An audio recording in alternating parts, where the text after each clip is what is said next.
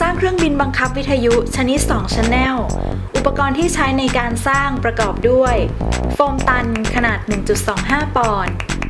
เทป OPP เลือกสีได้ตามความชอบเทปสับปะรดไม้บรรทัดคัตเตอร์ปืนกาวหลอดชนิดที่ใช้ติดโฟมแบบตัดปีกเครื่องบินแบบตัดลำตัวเครื่องบิน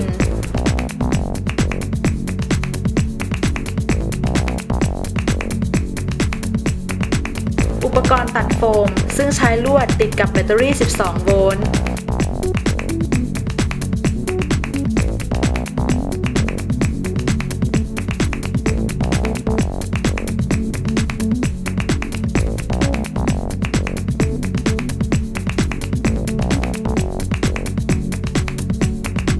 ลำตัวเครื่องบินตามแบบโดยใช้ลวดความร้อน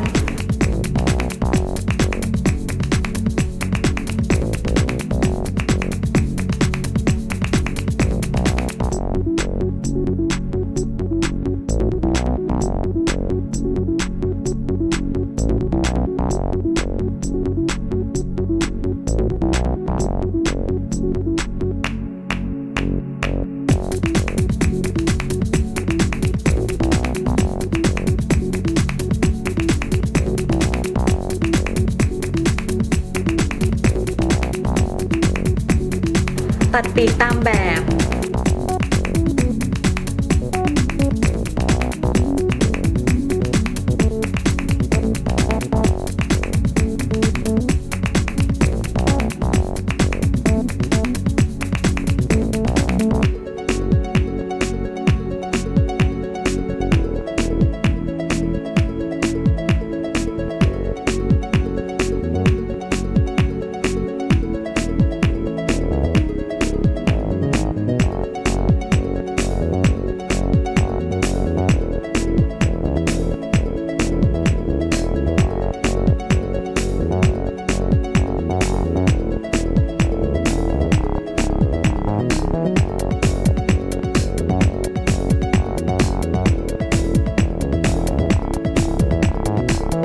นำโฟมที่ตัดแล้วไปขัดด้วยกระดาษทรายให้เรียบและติดตกแต่งลำตัวด้วยเทป OPP เพื่อให้ลำตัวและปีกเครื่องบินมีความแข็งแรงทนทาน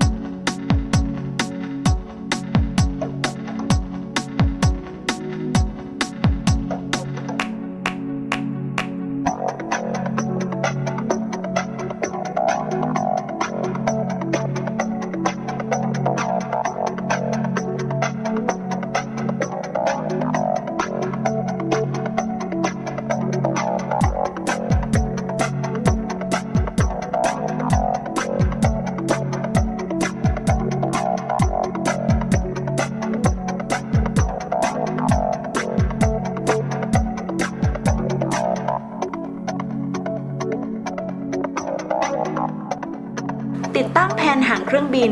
ประกอบปีกโดยติดด้วยปืนกาว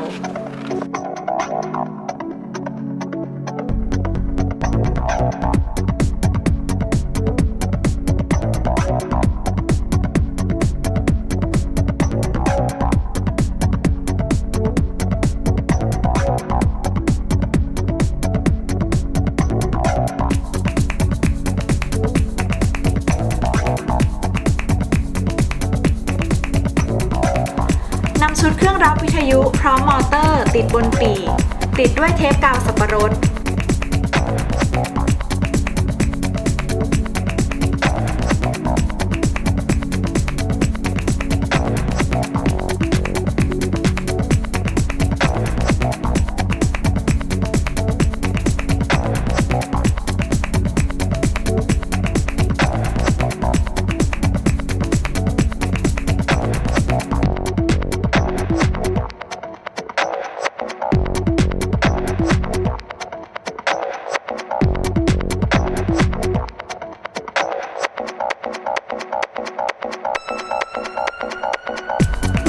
1.0 ถ่วงได้แล้วก็พร้อมบินแล้วค่ะ